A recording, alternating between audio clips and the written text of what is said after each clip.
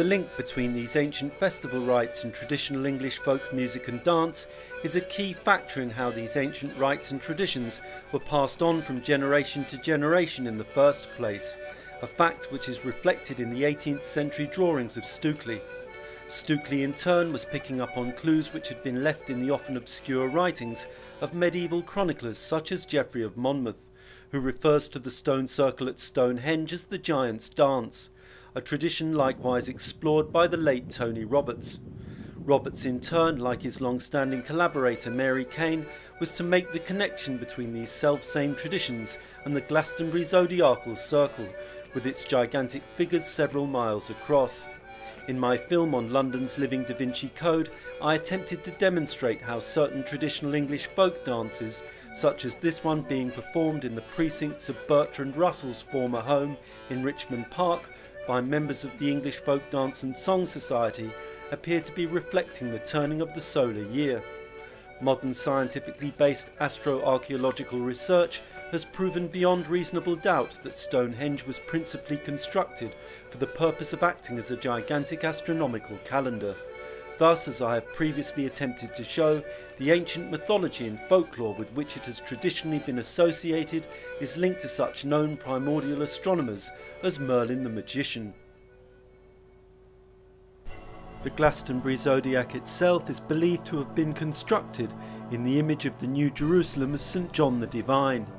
John Michel, in his City of Revelation, established Stonehenge as a mathematical manifestation of the same phenomenon, whilst his work on the perpetual choirs of Britain draws a direct comparison between Britain's druidical monuments and Glastonbury Abbey. Writing on the universal canon of measure, the hidden code of number and measurement that demonstrates the common origin of all higher ancient civilizations, which appear to have used a similar mathematical system in all their architectural design, he shows all mathematical knowledge to have proceeded from the same source. According to Bly Bond, Glastonbury Abbey was laid out using a secret arcane mathematical code similar to the now world-famous Da Vinci Code at the heart of the plotline in the novel by Dan Brown. Like artists such as Piero della Francesca, the prodigy of Borgo San Sepolcro, the builders of the abbey are known to have incorporated a series of geometric designs into the abbey's layout and architecture, which were intended to reflect the cosmological divine plan. The idea of Glastonbury as an earthly manifestation of heaven above was to draw Rutland Broughton to the town during the opening decades of the 20th century. Here this obscure left-wing activist and modern classical composer was to found the first ever Glastonbury Music Festival, a long-forgotten social and musical experiment centred around Broughton's equally experimental commune. Although the later popularisation of Chalice Well and Glastonbury Tor by writers such as Geoffrey Ashe, whose popular bestseller on the history of the area was to be a major influence on establishing many of the contemporary New Age communities and businesses in the town, it has been Mike Levis's music festival, which has included everyone from the Boomtown Rats to Coldplay in its annual lineups, that has brought the Glastonbury tradition into the media mainstream.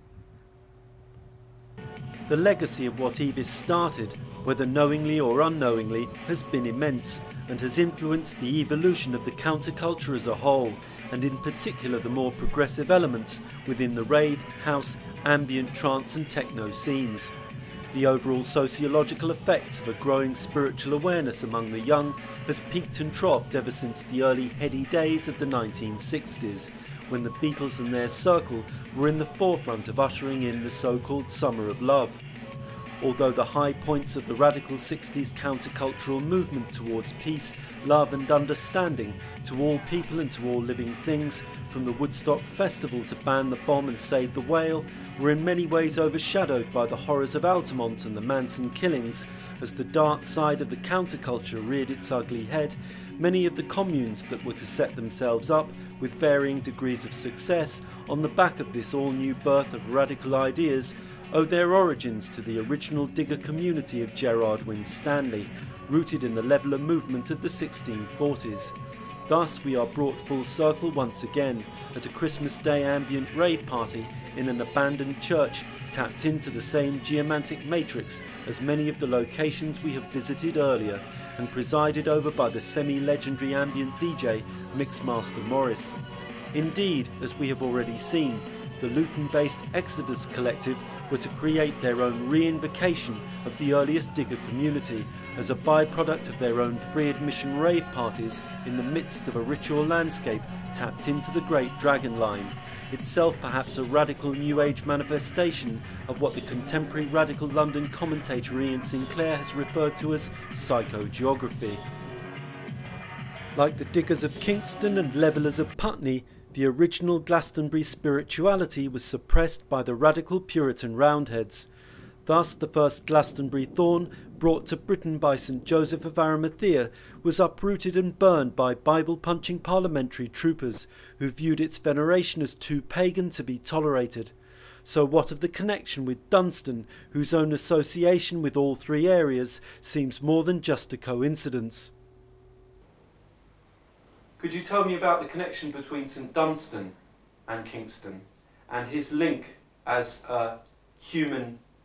bridge between Glastonbury and Somerset, of which he was the abbot, and Kingston in Surrey? Well, of course he was born on the Glastonbury zodiac, in Baltonsborough itself, on the figure of Sagittarius or Arthur. He became a chorister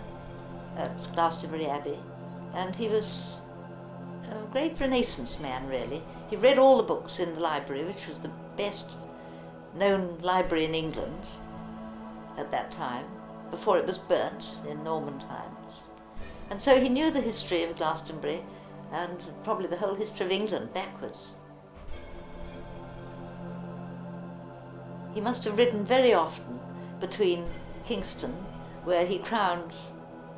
perhaps 4 of the Saxon kings, and Glastonbury, where he was the abbot. And he always had his harp on his back. He was known for singing the vain ancient pagan songs, which means that he probably knew all about the Celtic writings in the abbey about both zodiacs. In fact, I wonder whether he chose Kingston, because it had a zodiac, to be another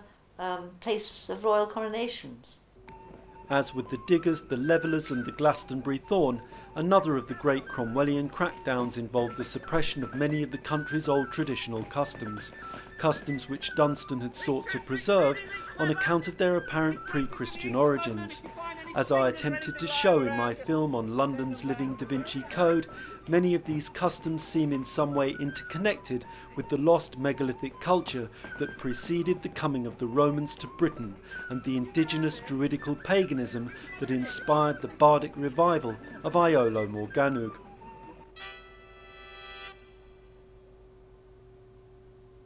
Although Cromwell and his Roundheads were eventually succeeded by a more tolerant regime, the conservative Protestantism of Queen Anne and the early Hanoverians was to usher in a somewhat sober government, which was to suppress yet more of these ancient folk customs. The vanished maypole which once stood beneath James Gibbs's St Mary le Strand, like Kennington Park's demolished tumulus, is part of the lost geomantic matrix of radicalism that lies sleeping beneath the city streets.